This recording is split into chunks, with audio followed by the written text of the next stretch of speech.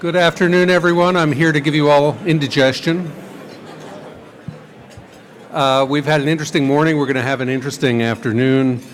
Our luncheon speaker is Dr. Allison Macfarlane, who has been chairman of the Nuclear Regulatory Commission since last July. The president recently announced he was nominating Dr. Macfarlane for a full term, and she was explaining to me over lunch that if Congress doesn't act by June 30th, she turns into a pumpkin, but we trust the Senate will get its act together. Dr. Macfarlane is a geologist. She is the first geologist at the Nuclear Regulatory Commission. This is completely appropriate since a lot of the problems facing the industry right now are geological. In the business, of the nuclear business, people say, you know you're in trouble, especially when the specialist they call in is in geochemistry. The nuclear field is learning about new branches of science it wishes it did not have to deal with. Dr. Macfarlane comes to the NRC from George Mason University and before that from MIT, and actually, more importantly, from the Blue Ribbon Commission on America's Nuclear Future, which was convened after the Obama administration pulled the plug on Yucca Mountain as a study commission to figure out what to do next. And I'm sure we'll get into that in the Q&A session. Without further ado, she will have some opening remarks. I'll ask some questions, and then we'll turn the audience loose. Thank you.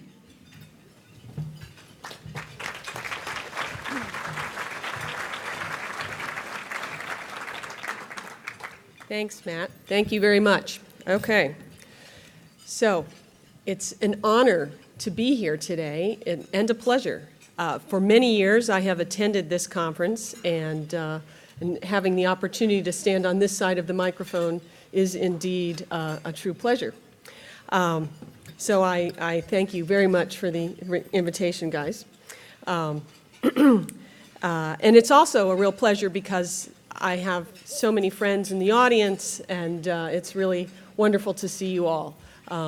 This is a fantastic opportunity every couple years to get together and have discussions about very important issues around nonproliferation, etc. As always, the agenda for this year's conference reflects a number of timely and significant topics, many, of course, related to nonproliferation. It's been very interesting for me to come to the NRC, which plays a very important role in fulfilling U.S. nonproliferation objectives through various aspects of its mission. As you're well aware, since the 2010 NPT Review Conference, there have been a renewed emphasis on ensuring a mutually reinforcing balance between the three pillars of the NPT: nonproliferation, disarmament, and peaceful uses of nuclear technology. Today, I'd like to touch on the important role of regulators in ensuring safe and secure use of nuclear materials, thereby supporting the peaceful use of these materials. The benefits of nuclear technology are far-reaching. It's important to remember that although proliferation concerns with nuclear power get a lot of attention, other peaceful uses of nuclear materials in commercial enterprise, in medicine, and in academia provide important societal benefits. The civilian nuclear landscape has the potential to change considerably in the coming years. Some countries, as you know, are seeking to expand small existing nuclear power programs. Others are developed countries that have identified a need to diversify their energy mix. Still others, which the IAEA says have expressed at least some interest in nuclear power, still have significant work ahead to establish the basic critical infrastructure.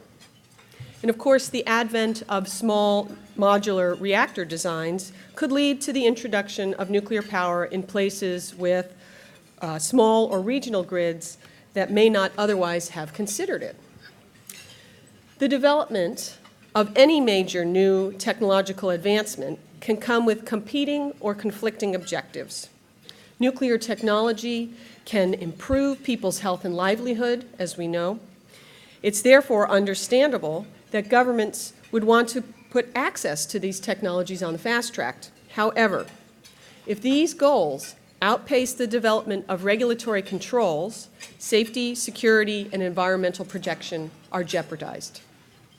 It's essential that we emphasize the responsibilities that accompany the right to use nuclear technology for peaceful purposes.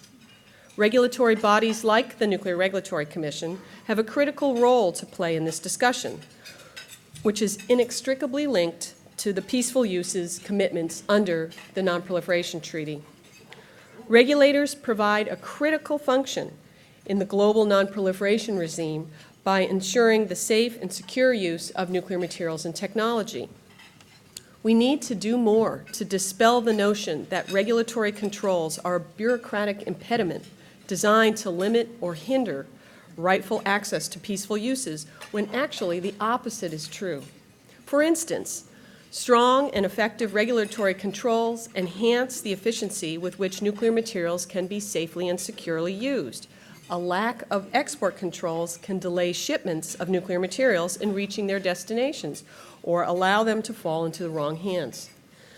Absent regulatory oversight of nuclear power plant construction, the final product may not adhere to the codes and standards necessary to ensure that a plant is constructed and operated safely. And failure to provide proper training to medical technicians can lead to patient or worker overexposures.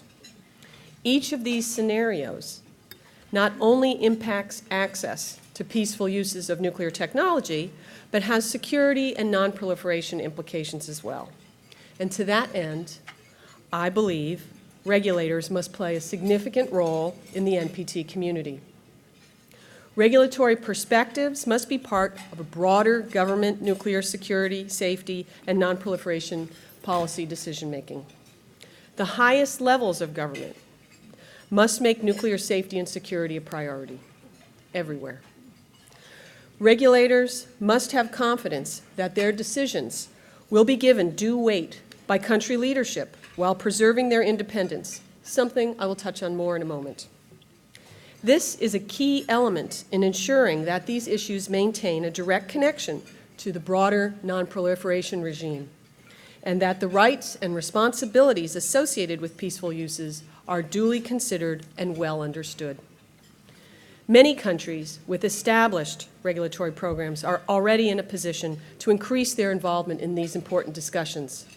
For countries embarking on new programs, we have an obligation to provide insights about the regulatory development necessary to make that program safe, secure, and successful. All countries that wish to use nuclear technology for commercial purposes must develop the appropriate infrastructure to ensure the safety and security of their program. This includes a strong, independent, well-funded regulatory body. For countries considering nuclear power, responsible development also includes an industry that is responsible for first-line safety and security, recognizing the importance of quality assurance in all aspects of a plant's construction and operation. On a related note, I believe that all countries considering nuclear power need to consider the ultimate disposal of their nuclear waste at the beginning of their planning, with a clearly defined strategy for waste management and disposal integrated into the licensing process. In addition, the establishment or expansion of a nuclear power program must include input from all interested parties in a transparent and open dialogue. Within the regulatory community, we have networks available for emerging countries to receive the assistance necessary to establish an effective regulatory infrastructure, thereby facilitating their safe and secure use of nuclear materials and technology. We also work together with emerging countries to ensure that they have a common understanding of their obligations related to importing and exporting nuclear materials, so that these materials are appropriately protected. In the United States, the NRC plays an important role in implementing U.S. government non-proliferation objectives. We apply IAEA safeguards at our licensed facilities. We maintain a robust security program at all the facilities, and we are responsible for licensing the import and export of nuclear materials and technology for civilian use. We are also actively engaged internationally with our regulatory counterparts, providing bilateral and multilateral assistance to emerging countries.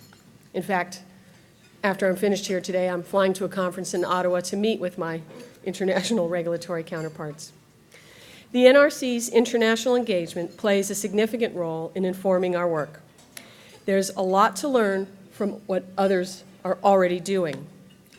This has been proven to us time and again, particularly in the area of operating experience. Conferences like this are also important for the same reason, and I just want to note that there are quite a few folks from the NRC attending this conference, and I see a table full of them over here. Regulatory bodies provide an essential perspective in the global nonproliferation discourse. It's the absence of regulatory controls that impede access to peaceful uses of nuclear technology, not the other way around.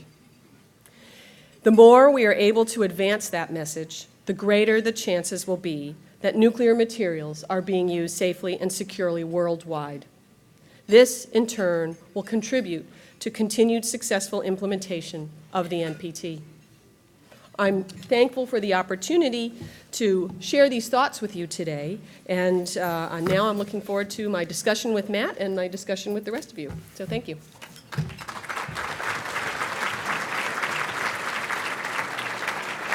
Thank you. Dr. Macfarlane, you talked about a strong, independent, well-funded nuclear regulator. You're now running on 94.9% of your budget. The rest is sequestered. I'd like to ask about two questions. One is what we can expect from nuclear power wannabe countries with less mature political systems after Fukushima, where we had an advanced industrial society with a mature government that seemed to confuse the policy goal of heavy use of nuclear power with the safety goal. If they can't get it straight, what do we hope for from third world countries that may want to go out and buy a modular reactor or a full-scale reactor where they have no background in this kind of regulation? Well, as I said, that's why I made these remarks, to really emphasize the importance of a well-funded, government-backed, independent regulator. And I just want to note again that there are quite a few assistance programs, bilateral assistance programs, multilateral assistance programs through the IAEA that are available to help countries establish a good, independent regulator. And I think I think we're seeing that in action in a number of places. Okay. Let me ask about the United States, where we are hoping to build modular reactors and export them. And I hear the manufacturers say that one of the benefits is the NRC approval is the gold standard. Is the export product becoming regulation? Can NRC regulations become an American export product? I don't know that it's an American export product. I think, certainly we work with a number of other countries and provide assistance to a number of other countries. But we have a model, a particular model, but I think other established nuclear countries' regulators also adhere to the similar principles that we do, that you have government buy-in to safety and security as top priorities, that you have a body that is backed by the government, that you have a body that is free from undue influence from industry and the government, whoever's regulated, that you have a body that is well-funded and well-staffed. And I think you find that in many locations. In the early days of nuclear power, the United States exercised great influence because there was U.S. origin nuclear material, there was U.S. origin technology. Mm-hmm. The United States no longer dominates those markets the way it used to. How can the United States continue to be a player in technology questions, non-proliferation questions, as its role in international nuclear commerce declines? I don't think it's just the commerce piece of it that bears on the U.S. participation in these discussions. I mean, I think the U.S. will always be an important player in these discussions. And I can't really comment too much on the commerce piece of it. It's not part of our business. But we certainly have a lot of work at the NRC, dealing with import, export, dealing with material security at the facilities that we regulate. So there is, I think the U.S. still has a big piece of it. Do you run into this issue that if it's a piece of business an American supplier is seeking to do with a foreign country, if we don't do it, someone else will, someone with yet weaker controls?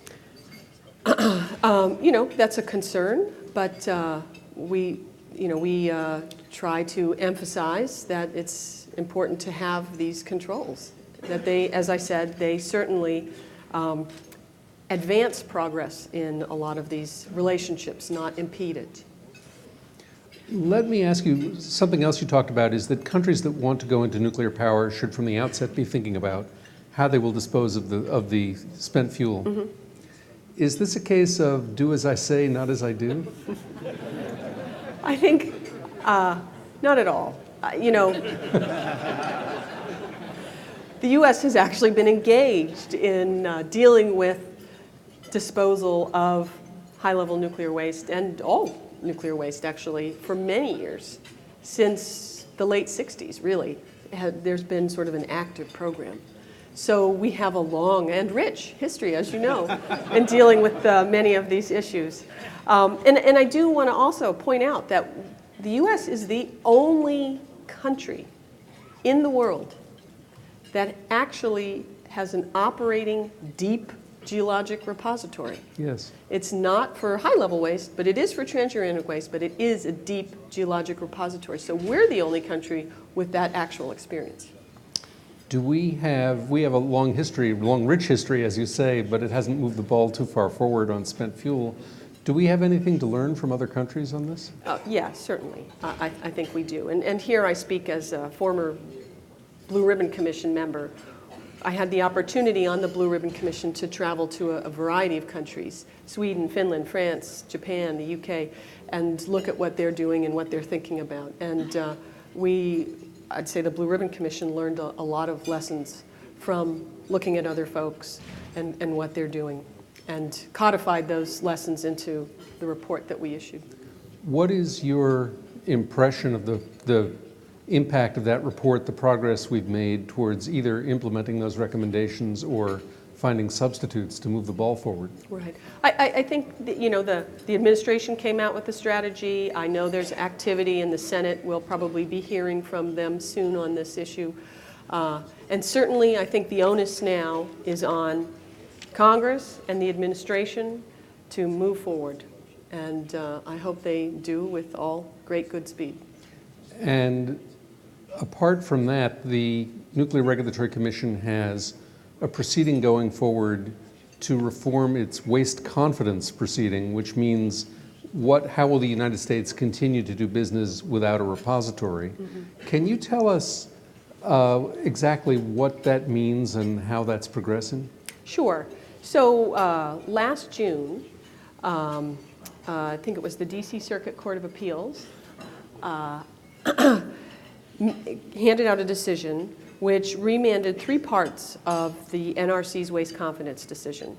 It said that we needed to go and think about what would happen in the case of spent fuel pool fires and spent fuel pool leaks, and what would happen in the case of no repository being available. Which is more than a possibility. It's for the near term, it's a certainty. Well, there is no repository available right now, that is correct. I remain optimistic that there will be, but that's just my personal view. I think then we at the Commission looked at this and decided not to appeal the issue, but to work quickly to resolve these 3 issues in particular.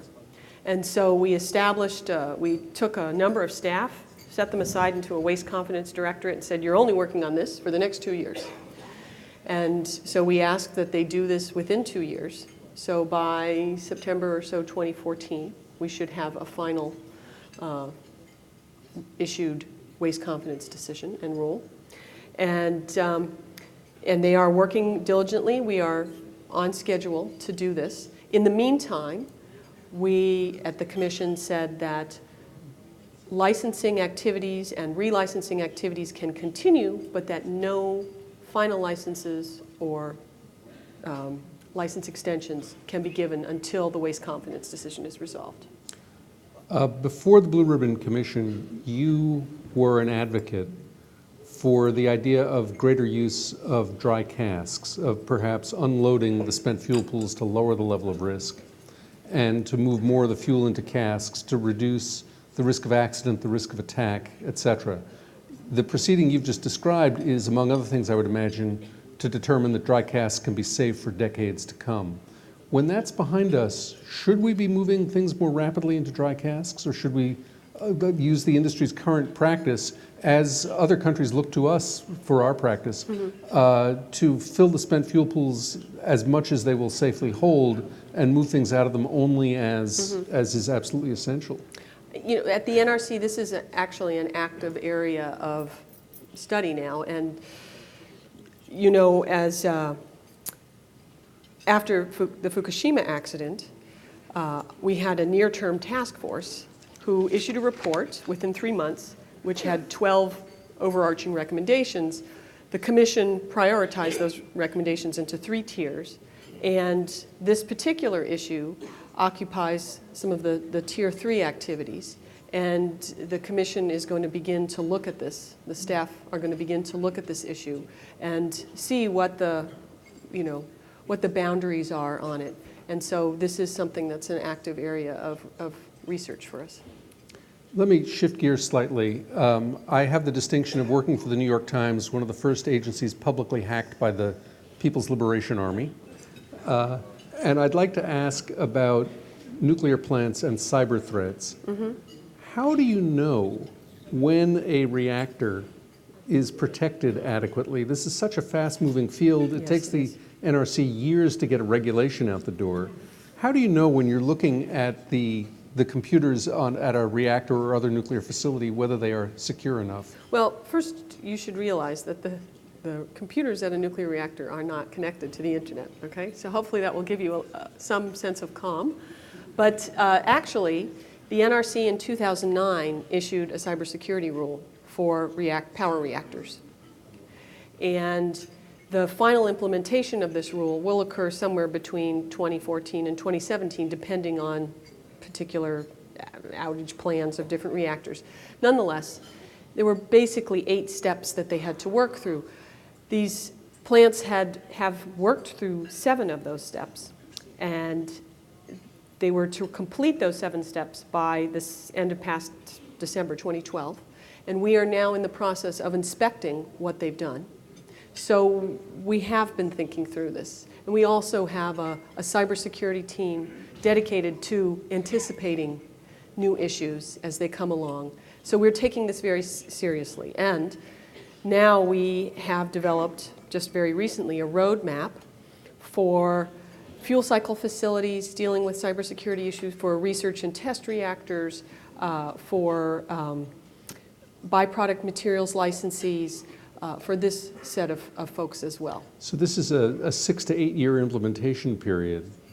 Cybersecurity where a lot of it's for reactors done. Is done. It's done. But at the end of 8 years, in the computer field, it's hard to imagine a standard set 8 years ago is still being valid. Right. Is this like checking boxes, you've done this, that, and the other thing, or are you putting processes in place? Both. Okay, all right. May I ask what the 8th that they're still working on is? You know, to be honest with you, right now I don't recall. Okay. It's a more complicated, longer-term issue that it requires more information before they are able to implement it. Okay. One more question, and then we'll go to the audience, which is we have a group of numerous American manufacturing competitors who would like to build small modular reactors. My theory is these are not really designed for the American market. They're designed for export. They say, no, we'll sell them here, but we'll see.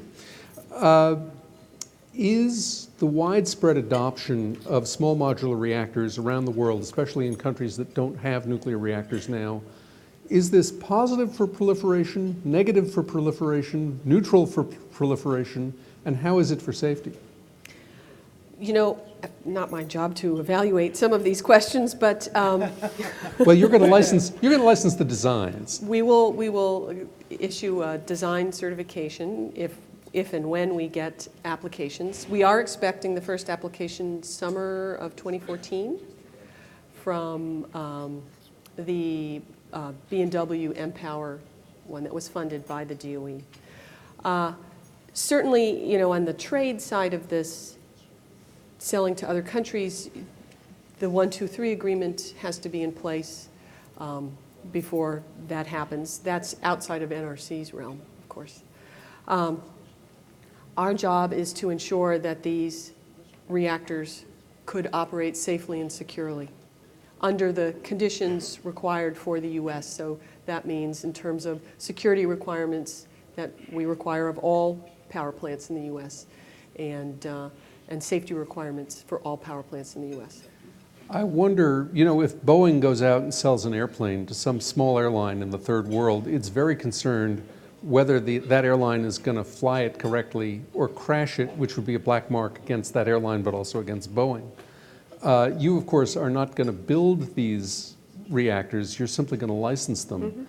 Mm-hmm. Should we be looking at this with any sense of anxiety that we're hoping to export a new class of product that's a little more complicated to run and keep safe? I don't know that these things would necessarily inherently be more complicated to run than a regular power reactor. That's absolutely correct. But we'll be exporting them to places. We'll be exporting them to places that have no reactors at all, or at least that's the manufacturer's goal. That's why I'm glad you brought us full circle back. That's why it's really important before you embark on any kind of nuclear program to have established a regulator that is indigenous, that is backed by the government, that's well-funded and independent. Okay, very good. I think there's microphones floating around the room. All I can see is lights. Okay, in the back here, the lady with her hand up. Jessica Varnum from the Monterey Institute of International Studies. Thank you for your remarks. I'm very interested in what you were talking about with regard to the NRC's outreach to nuclear newcomers. I teach actually nuclear energy issues to a number of students who are often from nuclear newcomer countries. And so one of the discussions we have is how is the U.S. involved in this new nuclear market? And usually there isn't a sense on the part of students from these countries that the U.S. is a player. And I'm curious if you've encountered problems in best practice sharing efforts with countries where we don't have industry involvement as well. So UAE is an obvious country where we have part of that contract with South Korea, and so I could imagine that there's a lot of interaction going on between NRC and them. But, you know, like Turkey, where there is essentially an entirely Russian driven contract, other countries that don't have any involvement with U.S. industry. How do you do that kind of outreach to those countries? Is it generally welcomed? And just in general, what are some of the challenges that need to be overcome for us to be more effective in these partnerships? Great, good question. You know, let me first be clear that we're not industry.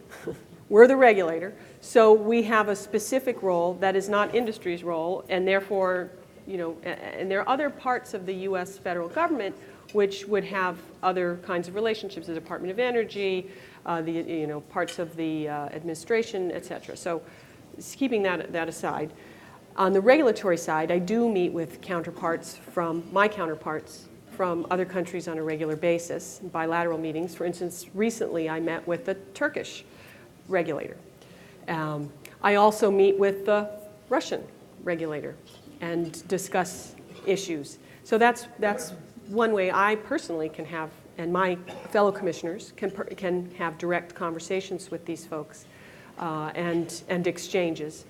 We also have a number of programs, assistance programs, where the NRC provides assistance to emerging countries. There are other programs like the Multinational Design Evaluation Program. Turkey's not a member of that now, but in the future could be. This is a group who get together and discuss new reactor issues. So there's an AP 1000 group where you have and this is just for regulators, where the regulators from the US, from China, from other countries interested in building AP1000s get together and discuss issues with construction and operation of these plants. So there are a variety of different plants. We also work on the multilateral level through the IAEA and a number of other programs like that. So there's a variety of ways that we actually do engage quite frequently. If I could ask you to elaborate, it sounds like you're doing peer-to-peer consultation at the top. Do you send inspectors on exchange visits? We do, and we have exchange programs where we host inspectors or staff, regulatory staff from other countries. We send our staff to other countries. So there's those kinds of programs too. There's actually quite a lot of work on the international side, and I think many of the NRC staff who are here today, and I think there's 30 plus of them, are on the international side. I'm looking at them right now. So do our guys ever defect to places where the nuclear picture is rosier or there's no sequester? We have another question from the gentleman in the front here. Here comes the microphone behind you. It's great to ask you a question from this side. So I heard you talk a lot about assistance, about sharing and so on.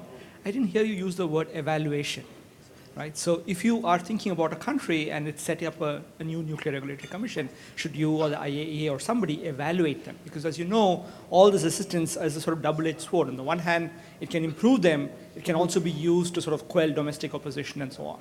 Okay, just to pick at you, Ramana, I did say the word evaluation in multinational evaluation. But on the regulatory commission. But I understand your question, and it's a good one. Unfortunately, there's no real format for, and I don't think even you would approve of the NRC going around and evaluating other countries' programs. And that's why I think it's more of a peer-to-peer discussion. The IAEA certainly sets standards for regulatory programs, and those, it's, no, I mean, there is no way in which one can do that. Now, I know there are some of my fellow regulators from other countries are concerned about this issue, and they would like there to be some way of having more of an impact on other countries' regulators and saying, well, you're doing a good job, you're doing a bad job. On the industry side, there is something more like that. There's the World Association of Nuclear Operators, WANO, where the industries from these different countries, the nuclear industries, evaluate each other. And I know that they are really interested in engaging even further now with that kind of evaluation. And I think that would be very, very helpful. So there is some of that going on, but I think you're right. We should all think more creatively about how we could do more. Should we follow on the nuclear side what, for instance, the U.S. Department of Transportation does? They will make a ruling about a foreign aviation regulator. You don't have the resources to regulate your airlines. You're not allowed to fly here anymore. And just the threat of that sometimes influences foreign governments to fund their regulators better. Of course, nuclear power plants don't fly to other countries. We hope not. We hope not. But would there be some equivalent that would be a good idea here? It's an interesting idea. I'm not sure exactly what the equivalent would be, but you always want to keep talking. You don't want to stop talking. Right, right. We had a question from over here. Well, we're going to start over there. Thank you. Thank you. I'm Tariq Rauf, formerly with the IAEA on the verification and security side. Thank you for your comments. My question was, apparently one of the lessons of the Fukushima accident is to install filters on the vents of boiling water reactors. And I read in the media that the US industry is opposed to it on the basis of costs. So I was wondering what for you is the trade-off between public safety and the cost to industry for adding on additional safety measures. And as an aside, I was pleased to hear that you are going to my home country, Canada. This might not be in your background information, but Canada is the only country that fired its regulator. I don't want you to comment on that, but I thought that you ought to know, since you made a big deal several times, which is what the IAEA does as well, of having a fully funded and completely independent regulator and not to fire the regulator as such. Thank you. I will elaborate also that there was a split decision at the NRC over whether to require the filters, and Dr. Macfarlane was on the losing side. Yes, thank you for reminding me. So in terms of the recent decision to filter, and you sort of presented it as this is what all countries are doing, and not necessarily all countries are doing this. But let me just say that what the recent decision from the NRC, it was twofold, okay? Partly, there was a decision to issue an order to further harden vents. So we issued an order in last March, basically requiring hardened vents at all 31 boiling water reactors with Mark I and Mark II containment designs. And so these, now we have further enhanced that order, or we will within 60 days, by saying we want these vents to be able to operate under accident conditions. So at high temperatures, high pressures, and under high radiation conditions. And station blackout. Yeah, you have to be able to operate them under all of these conditions. And this is an order, it will be issued. The second piece of what the Commission did recently was to basically require a rulemaking on filtering strategies and other strategies to either prevent or reduce the release or filter the release of contaminants from a containment in an accident scenario. So. We'll try the question over here. Who has the mic? Thank you.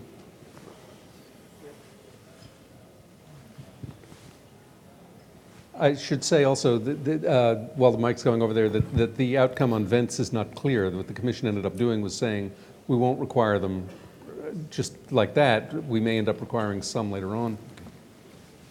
Thank you. My name is Julian Gadano. I am the Vice Chairman of the Nuclear Regulatory Authority of Argentina, so we are colleagues. I have to say that I don't agree with the Canadian solution. I have to say strongly that I don't agree with that. But in the same way that the comment of the agency, the Canadian colleague, considering the Fukushima accident, the Fukushima lessons to be made and to have and made, and considering the interesting number of countries that are trying to achieve nuclear technology and nuclear power plants, which is good news, for instance, don't you think that we have to maybe to make strong commitments to share with other countries, with those new countries, about the importance of the independence of the regulatory body in terms of the promoter of the nuclear energy? I mean, maybe I have an ex-country where I am achieving nuclear technology, and maybe I'm thinking more in the technology than in the institutional issues.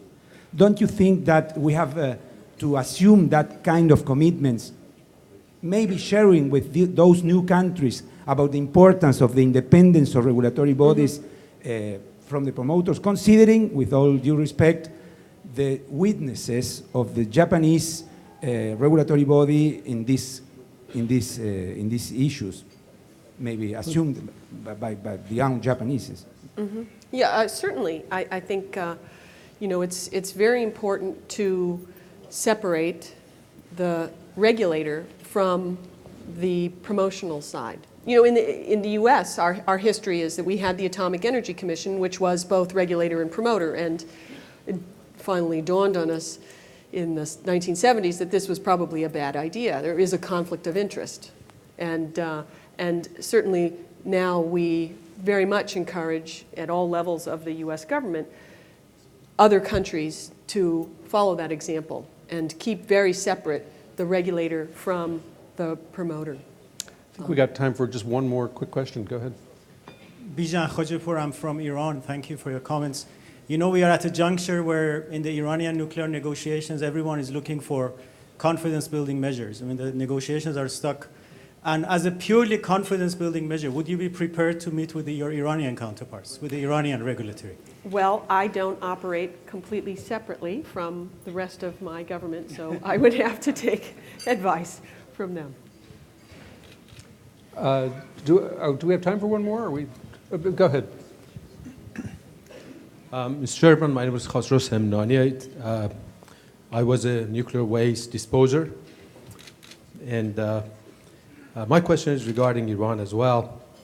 In case of Bushehr, you have a plant that's based on the information coming from Iran, 30% German, 30% Iranian, 30% Russian. And you spoke to quality assurance during the construction, design, and everything else. The dangers that is taking place or that exist, in my opinion, the risk that exists is probably higher than Fukushima or Chernobyl in this case, because really, since its startup 3 times has been shut down, and they blame the German pumps and so on. It's just a number of issues that's involved.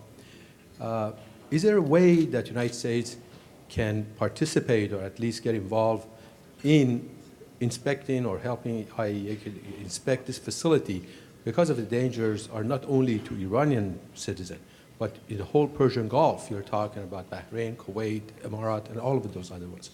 It's an important issue, and matter of fact, there was an editorial printed in New York Times regarding that just recently. So can you comment on that, please? You know, only to say that these kinds of inspections through the IAEA are very important, and there are a number of very high-quality regulatory bodies from different countries that are, give advice, support to the IAEA, and the IAEA does an excellent job itself. So, should the Iranians be let into WANO, the World Association of Nuclear Operators? That's not my. Well, from a safety standpoint, would that be desirable? To have a view. WANO is for industry. Yes. So. They are a member of WANO. There we I go. stand corrected. Thanks, Thank George. You. Okay. All right. Thank you all. I'm told we're about to transition to our next speaker, next session. And thank you for your kind attention.